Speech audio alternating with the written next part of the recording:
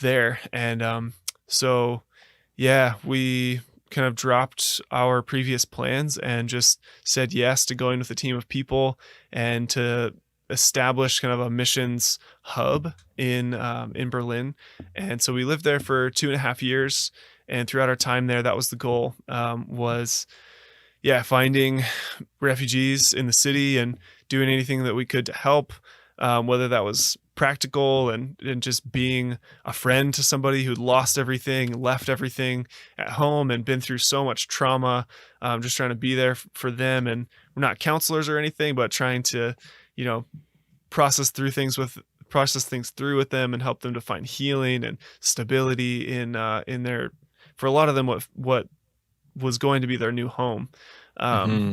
A lot of people, we talked to almost everyone. I think I remember a survey being done there at one point. It was 94%, if I'm remembering correctly, of Syrians that wanted to return home eventually.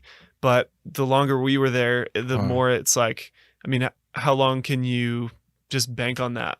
Um, given the situation and how incredibly horrible that situation was, and the Hmm. government even, um, you know, really, really abusing their own people. It's like there's no promise that they'll ever be able to go back to that. So a lot of people were in this hard situation of, we need to start thinking of Germany potentially being our new home.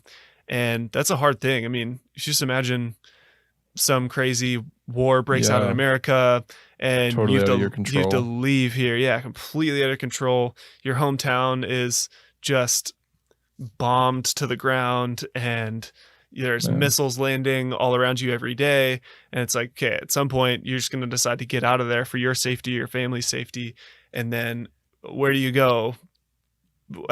Whoever, wherever you can go. And so Germany is one of the few places in the world that you could go as a Syrian refugee. So all those people had come directly from that reality into living there.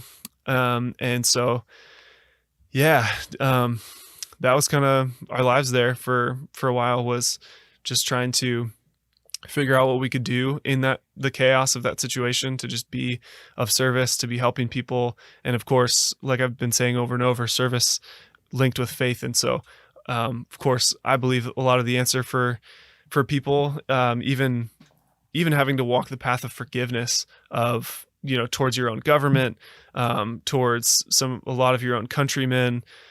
um, there's a lot of forgiveness that needs to take place in order to move on from something like that. And so yeah, I think for people who needed to walk that path, sharing our faith was really key, because you need a reason to forgive. And I think, what I see really strongly in Jesus' teaching is that it's always more powerful to forgive. It's always more powerful to walk the road of forgiveness and mercy than it is of judgment and anger and bitterness. And Hmm. so, yeah, tried to walk with people through that whole process and befriend them and invite them into our faith and having reasons to forgive and get settled in this new country.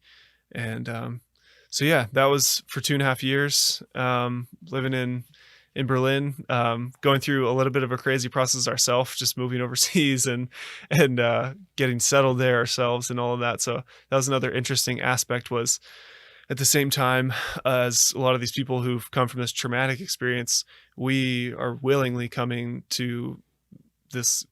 Berlin's a crazy city in and of itself. So coming to this wild city, of our own free will, just wanting to serve. And so being also new in a place like that kind of gave us this common ground. Obviously not with the trauma, we came willingly, they came out of necessity, but kind of ended up as newbies in this crazy German city together.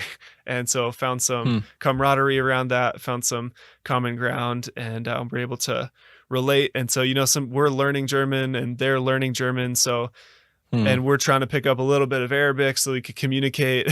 And so it's like, if there's no English, sometimes there was, but if there's not, it's like, say just a few things in Arabic to kind of like loosen the mood a little bit and kind of show like, hey, I care about connecting with you.